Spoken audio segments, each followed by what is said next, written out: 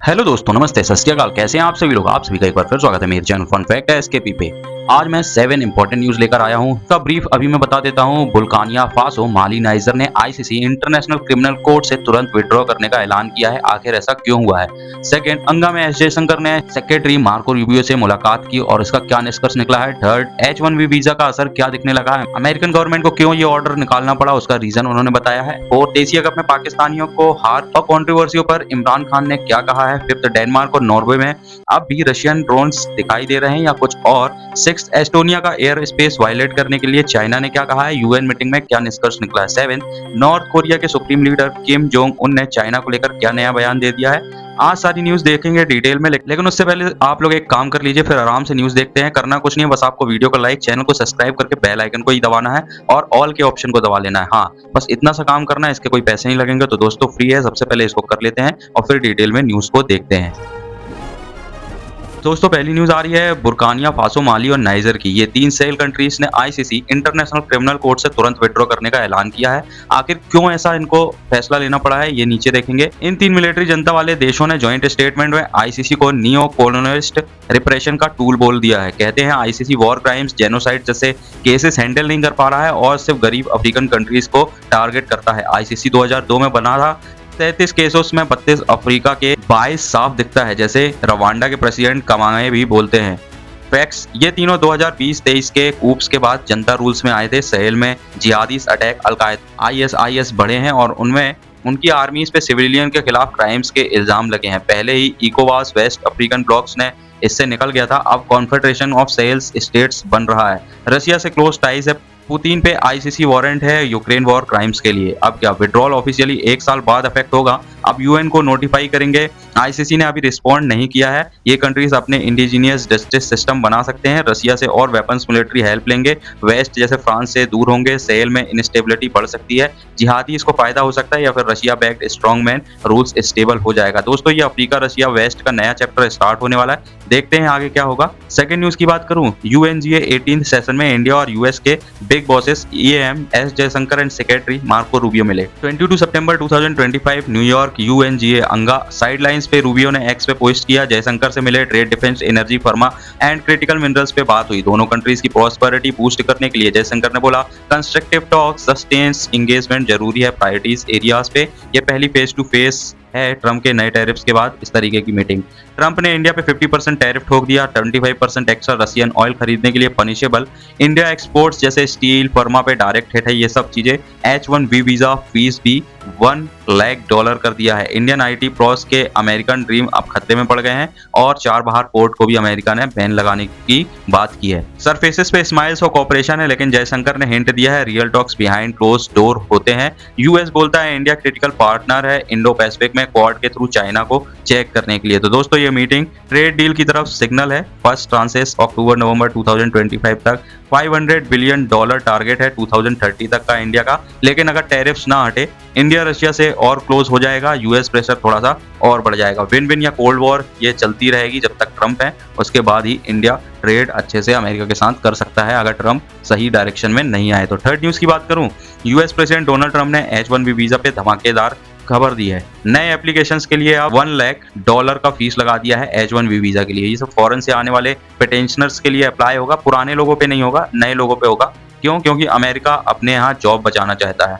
White house बोल रहा है US companies American tech worker को फायर करके सस्ते फॉरेन लेवल्स हायर कर रहे हैं। एक कंपनी ने 1600 अमेरिकन को निकाल दिया और 5189 H1B वीजास को उनके बदले में नौकरी पे रख लिया। दूसरे ने 2400 ले ऑफ किए और 1698 अप्रूवल के साथ दूसरे फॉरेनर्स को जो H1 वीजा पे हैं उनको ले लिया। H1B वीजा आईटी वर्कर्स अब 65% से ज्यादा हो गए हैं। 2003 में सिर्फ 32% थे। यूएस स्टेम गार्ड्स की अनएम्प्लॉयमेंट 6 to 7% पहुंच गई है। ये फीस अब एब्यूज को रोकेगा। मतलब ये जो बाहर से आते थे और सस्ते दामों में काम करते थे और अमेरिकन वर्कर्स जो थे वो निकाले जाते थे, ये सब चीज अब रुक जाएगी, ऐसा ट्रम्प गवर्नमेंट का कहना है। नेशनल सिक्योरिटी बढ़ेगी और अमेरिका फर्स्ट को बूस्ट मिलेगा।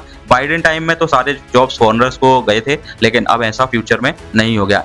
Indian IT companies and giants जैसे इन्फोसिस, टीसीएस को बड़ा झटका लगा है। कंपनी सब लोकल टैलेंट पर फोकस करेगी, वेजेस बढ़ेंगे, लेकिन वीजा बैकलॉग और बढ़ सकते हैं। ट्रेड वॉर्स में इंडिया यूएस टाइज हो सकते हैं। अब फिर भी नेगोशिएशन से फीस कम हो जाए, बट ये इतना कम भी अब नहीं होगा। अभी तो फिलहाल नहीं होगा ट्रम्प के दौर पे।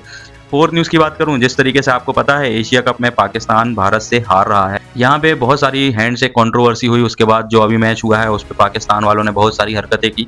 इस पर इमरान खान ने पाकिस्तान क्रिकेट बोर्ड के चेयरमैन मोहसिन नकवी और army chief general Asim Munir पर ऐसा ताना मारा है कि मेरी तो हंसी रुक ही नहीं रही है। इंडिया को हराने का एक ही तरीका है, नकवी और मुनीर ओपनर बन सकते हैं, बैटिंग कर सकते हैं। ये सुनकर थोड़ा सा आपको भी शौक लगेगा कि ये किस तरीके की बात हो रही है, पॉलिटिक्स में क्रिकेट की बात कैसे घुस रही है। चलिए थोड़ा सा फैक्ट को बताता हूँ। एशिया कप 2025 में पाकिस्तान की इंडिया से बैक टू बैक हार के बाद ये लफड़ा ज्यादा हो गया है। मीडिया भी बहुत ज्यादा कंट्रोवर्सी क्रिएट कर रही है और पाकिस्तान के क्रिकेटर तो कंट्रोवर्सी क्रिएट करने के लिए माहिर हैं। इमरान खान जो अभी जेल में है अगस्त 2023 से मल्टीपल केसेस में, अपनी बहन आलिमा खान के थ्रू ये सार्केस्टिक कमेंट दिया है। पाकिस्तान की 2 बार इंडिया से शिकस्त होने पर उनको बताया गया तो वो ये बोले, सिर्फ पाकिस्तान तभी इंडिया को हरा सकता है जब पीसीबी चीफ मोहसिन नकवी और जनरल मुनीर ओपनर बने।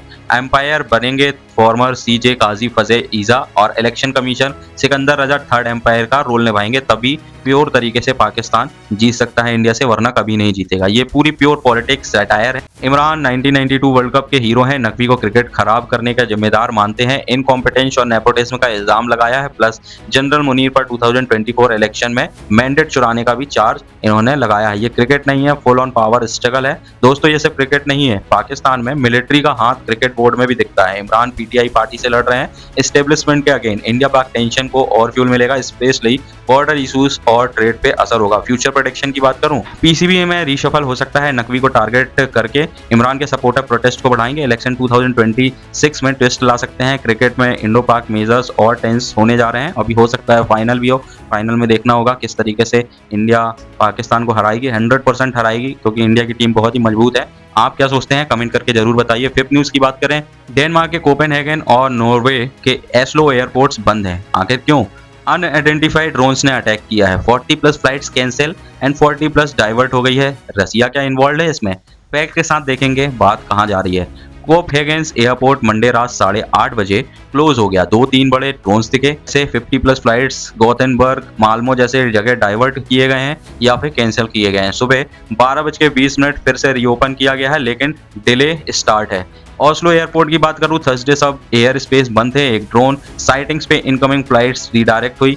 2 फॉरेन नेशनल्स को पकड़ा गया रिस्ट्रिक्टेड एरिया में ड्रोन्स उड़ाने पे, लेकिन कोपेनहेगन से लिंक नहीं था ये चीज। 40+ फ्लाइट्स कैंसिल, हजारों पैसेंजर स्टक। यूरोप में पहली बार हो चुका 2018 गेटपिक जैसे और वीकेंड साइबर अटैक ने और इसको बिगाड़। ये सिर्फ एक्सीडेंट नहीं है, पोलैंड, रोमानिया और रशिया ड्रोन्स जो वायलेट कर रहे हैं एयरस्पेस, नाटो अलर्ट पे है। ईस्टर्न बॉर्डर स्ट्रॉन्ग कर रहे हैं। अब डेनमार्क नॉर्वे का कोई डायरेक्ट प्रूफ तो नहीं है, लेकिन बोला जा रहा है कि ये सस्पिशियस ड्रोन जो है वो रसिया के ही हैं। हाइब्रिड वॉरफेयर का क्या नया चैप्टर है ये तो अब आगे फ्यूचर में ही पता चलेगा। इन्वेस्टिगेशन चल रही है, ड्रोन ट्रेस करे जा रहे हैं। अगर रशियन लिंक मिलता है तो नाटो रिस्पॉन्स टाइट करेगा। मोर पेट्रोल्स स्टार्ट हो गए हैं, बैन्स स्टार्ट है रशिया पे। ट्रैवल डिस्ट्रीब्यूशन बंद हो सकता है अगर रशिया बार बार इस तरीके की हरकत करेगा। यूरो फ्लाइट्स कॉस्टली होती हैं, तो वर्स्ट केस क्या हो सकता है कि एस्केलेशन एंड टेंशन बढ़ सकता है। 6 न्यूज की बात करूं, रशियन के फाइटर जेट्स ने जो एस्टोनिया के एयर स्पेस को वायलेट किया था, अब चाइना ने कहा है भाई शांत रहो। यूक्रेन वॉर का ये स्पिल ओवर है। फैक्ट बेस्ड ब्रेकडाउन थोड़ा सा देखूंगा क्या हुआ है। 19 सितंबर 2025 को 3 रशियन मिग 31 जेट्स ने एस्टोनिया, नाटो का जो मेंबर है, कि एयर स्पेस में 12 मिनट तक घुस गया था गल्फ ऑफ फिनलैंड पे। एस्टोनिया ने कहा ब्रेजन वायलेशन है, रशिया ने डिनाई किया, बोला न्यूट्रल वाटर स्पेस था, हम वहां पे घूम रहे थे, हम एस्टोनिया गए ही नहीं। 22 सितंबर को इमरजेंसी मीटिंग हुई, एस्टोनिया ने रशिया को ब्लेम किया, यूएस यूरोपियन यूनियन ने सपोर्ट किया, रशिया ने रिजेक्ट कर दिया। अब इन्वॉय जो है गैंग शुआंग ने कहा है काम रहो भाई, डायलॉग से फैक्ट्स को क्लियर करो, एस्केलेशन मत होने दो। यह यूक्रेन क्राइसिस का साइड इफेक्ट है, ट्रस्ट की कमी से हो रहा है। यूएन चैप्टर फॉलो सभी को करना चाहिए। पोलैंड ड्रोन इंसिडेंट भी सेम इसी तरीके का था।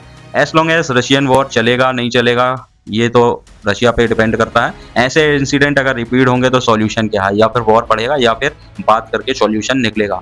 अब सॉल्यूशन कैसे निकलेगा? सॉल्यूशन नाटो का आर्टिकल 4 है जो रशिया चैलेंज कर रहा है। जिस तरीके से यूरोपियन यूनियन 1 अक्टूबर को मीट करेगा और फिर उसके बाद ये टेंशन बढ़ेगी या रशिया से बात करना, इस तरीके के कोई समाधान निकालने की कोशिश यहाँ पे हो। अब लास्ट एंड 7 न्यूज की बात करूं, नॉर्थ कोरिया के supreme leader Kim Jong Un ने चाइना के साथ टाइज को और मजबूत करने का वादा किया है। ये सब सितंबर 2025 को KCNA नॉर्थ कोरियन की स्टेट मीडिया ने रिपोर्ट किया है। चलो थोड़ा सा बताता हूँ आपको कि चाइना के प्रेसिडेंट शिन जिनपिंग ने 9 अक्टूबर को नॉर्थ कोरिया के 77 फाउंडिंग एनिवर्सरी पे किम को कांग्रेचुलेट्स मैसेज किया था। सी ने कहा हम दोनों देशों की दोस्ती माउंटेन रिवर जैसी पक्की है और रिसेंटली किम बीजिंग गए थे जो विक्ट्री परेड थी 80th एनिवर्सरी चाइना की, उसके सी के साथ मिले थे और बहुत कुछ हुआ था, मिलिट्री शो देखा था, पहली बार 6 सालों में बायलैटरल मीटिंग भी हुई थी। चाइना नॉर्थ कोरिया का सबसे बड़ा इकोनॉमिक लाइफलाइन है, 90% ट्रेड चाइना से ही होता है। किम ने रिप्लाई में बोला हम चाइना के साथ रिलेशन को और प्रमोट करेंगे। उन्होंने जी के सपोर्ट को फील किया परेड के टाइम और कहा North Korea China friendship socialist goal के लिए कॉमन स्ट्रगल है, ये टाइज को स्ट्रेंथ करने का क्लियर